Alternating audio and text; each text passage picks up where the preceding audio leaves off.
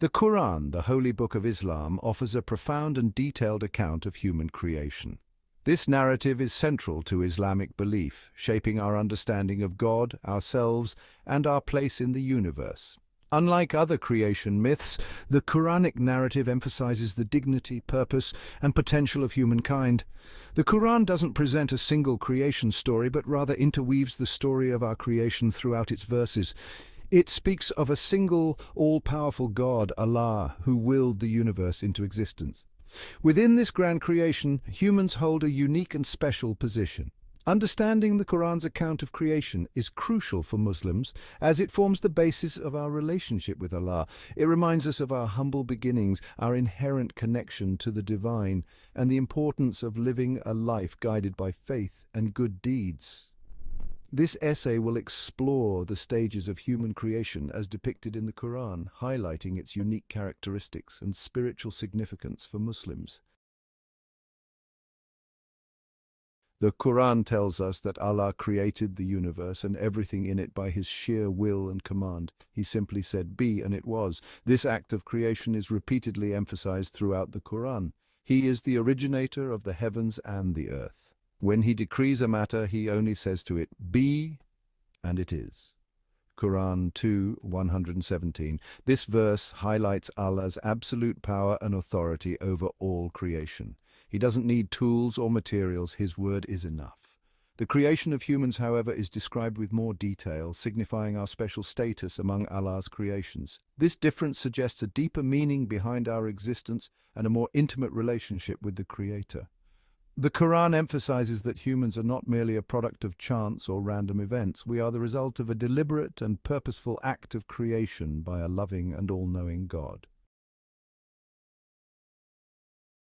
The Quran describes the physical creation of Adam, the first human, from clay.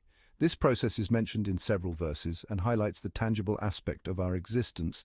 And mention, O Muhammad, when your Lord said to the angels, "Indeed, I will create a human being from clay."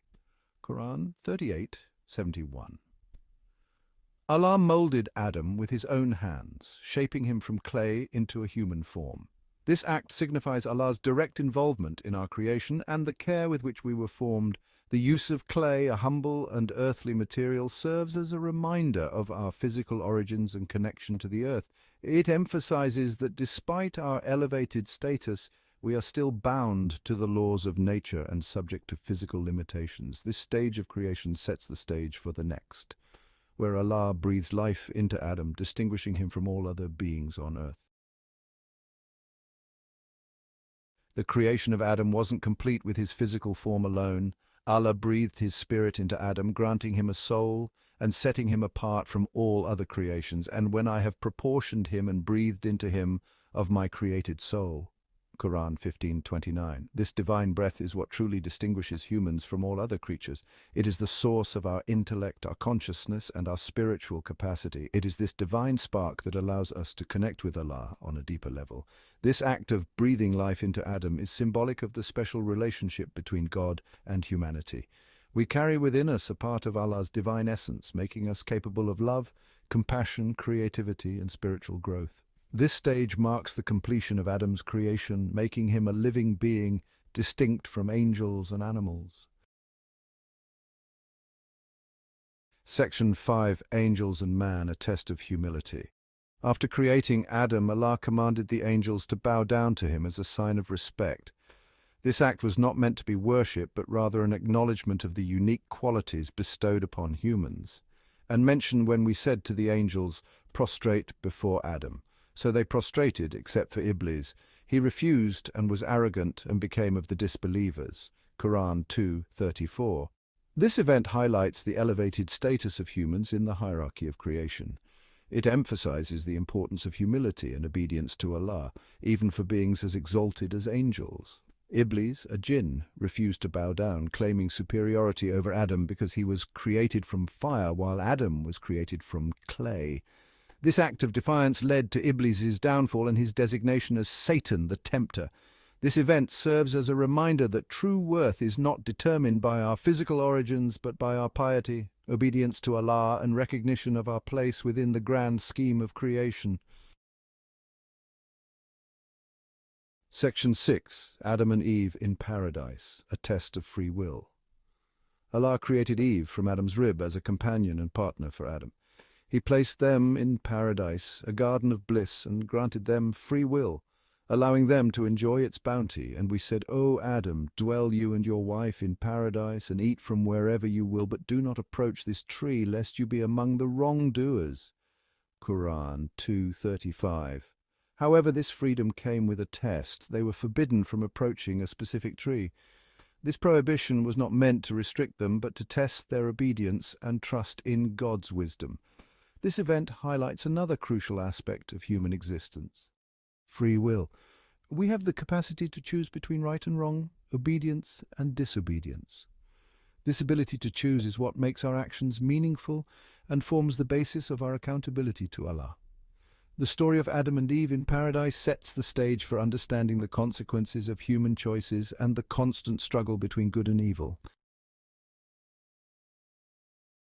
Section 7. The Fall and Redemption Lessons Learned. Tempted by Satan, Adam and Eve succumbed to their desires and ate from the forbidden tree. This act of disobedience led to their expulsion from paradise and their descent to earth. Then Satan whispered to them to make apparent to them that which was concealed from them of their private parts. He said, Your Lord did not forbid you this tree except that you would become angels or become of the immortals. Quran 7:20. The Quran doesn't portray this event as an original sin, but as a mistake from which humanity can learn and seek forgiveness. Adam and Eve repented for their actions, and Allah in His infinite mercy forgave them. This story teaches us about the consequences of our actions and the importance of seeking forgiveness and guidance from Allah. It also highlights the deceptive nature of Satan and his constant attempts to lead humanity astray. The fall of Adam and Eve is a reminder of human fallibility and our constant need for Allah's guidance and mercy. Section 8. The Uniqueness of Humanity, Intellect and Free Will.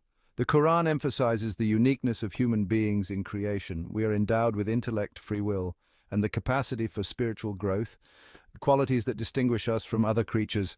And we have certainly honored the children of Adam and carried them on the land and sea and provided for them of the good things and preferred them over much of what we have created with definite preference.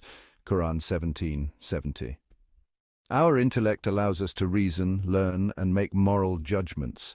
Our free will enables us to make choices that shape our destiny, and our spiritual capacity allows us to connect with the divine. These unique qualities place a great responsibility on humankind. We are entrusted with the stewardship of the earth and tasked with living a life that reflects our noble status. The Quranic narrative emphasizes that with these gifts comes the responsibility to use them wisely and justly. Section 9. Reflections on Creation, a Testament to Divine Power. The Quranic account of creation is not merely a historical account, but a powerful reminder of Allah's power, wisdom, and mercy. It invites us to reflect on our place in the grand scheme of creation and our relationship with the Creator. Do you not see that Allah has created the heavens and the earth in truth? If He wills, He can do away with you and bring forth a new creation. Quran 14-19. By understanding our humble beginnings, we cultivate humility and gratitude for the blessings bestowed upon us. By recognizing our unique qualities, we are encouraged to strive for excellence in all aspects of our lives. The story of creation serves as a call to action, inspiring us to live a life that is pleasing to Allah and beneficial to humanity. Section 10. Conclusion: Understanding our place in creation. The Quranic narrative of creation provides Muslims with a profound understanding of our place in the universe.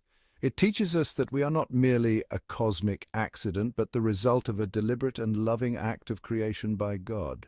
We are endowed with unique qualities that distinguish us from other creatures, and with these gifts come responsibilities. We are entrusted with the stewardship of the earth and tasked with living a life that reflects our noble status.